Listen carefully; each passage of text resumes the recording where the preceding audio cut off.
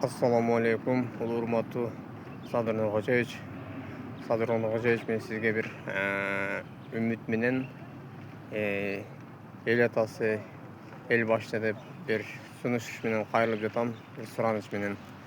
Менин темамдын кайрылуусу мындай. Мен башында айта кетейин, менин аты жөнүм Нурматов Кыямидин Оламидинович, Баткен облусунун Кадамжай району, Орозбеков айыл өкмөтүнө караштуу.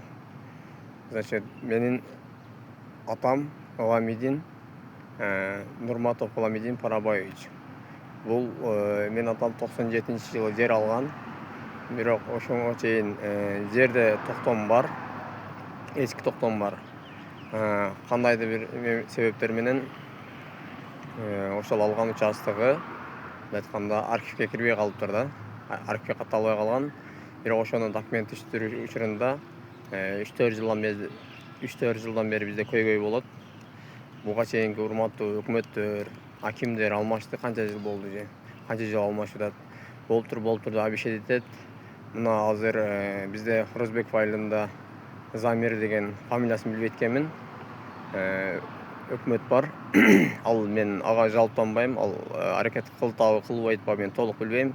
Бирок барганда болот дейт, болбой атат. Ушул күнгө чейин документ болбой келет. Значит, мен семьяда 3 уул, 1 кызбыз. 3 уулдун үйүбүз жок, жерибиз жок. Ата эне менен чогуу турам. Өзүмдүн 5 балам бар. Ошол состав баарыбыз ошол Кызылбак айылында жашайбыз. Муну биздин аким дагы, губернатор дагы менин жеримди жакшы билишет. До сих пор менин жеримде документ бүтпөй келет. Кандайдыр себептер менен бүтпөйт. Бири-бириге шылташат. До сих пор бүтпөйт. Мен акимди дагы, губернаторду дагы, өкмөттү дагы мындай жамандагым келбейт. Мен өзүмдүн жашоом үчүн күрөшүшүм керек. Мен балдарыма, өзүмө бир жерде жашашым керек. Азыркы учурда мен Бишкектемин, Садыр Нуркожоевич. Анан сразу бир нерсени айта кетейин. Бул жерде да квартплаттар кымбат. Бул жака көчүп келип эле жашайын десем, бул жакта квартплат кымбат. Бул квартплаттар 20 миң, даже бир комната квартиралары 20 миң, 30 миң болот. Ооба тапсаң болот, мындай 2 комнаталарды. Бирок простойрок ремонт менен, бирок ошол эле суммада да. 2 комната деле ошол 20 миң, 30 миң.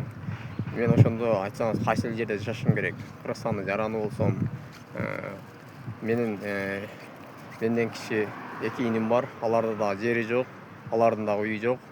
Ошого биз сизден сураныч. Мен ошол өкмөттөргө айтсам, мага пустой жер таап бер, мен сага неме кылып берем дейт. Ошону баягы жарандардын, ар бир жарандын укугу бар эмеспи? Мамлекеттен бир жолу жер алышкачы. Ошон сыяктуу мага мен өзүмө шылтап жатышат. Мен жер тапсам, алар мага бош жер болсо, ошол жерди мага беретмиш. Садыр Нуркожоевич, бул жака кандай карайсыз билбейм. Бирок мен сизге айтканда жыргаганымдан, сыздагандан кайрылып. Мен аларды да жаман көрсөткүм келбейт, башында айтып кетейин. Просто бул тириликтин айынан сизге кайрылыш керек болду. Жыргагандан кайрылбай айтам. Мен ойлойм, сизди туура түшүнөт деп. Сиз эми биздин эл башчы, ата башчы дегендей, вазир жакшы, хан жакшы дейт. Ошосуңардай сиздин кол астындагыларыңыз кандай иштеп атат аны билбейм. Но бизде райондо ушундай акыбал. Мага жардам берсеңиз. Мен бул жакта же семья менен Бишкекке батпайм, же чүйгө батпайм, же үйгө батпайм дегендей да. Ошого мен сизден суранып кетем. Менин атамдан калган жер ошол. Атам мага өткөзүп берейин десе, документ жок болуп атат.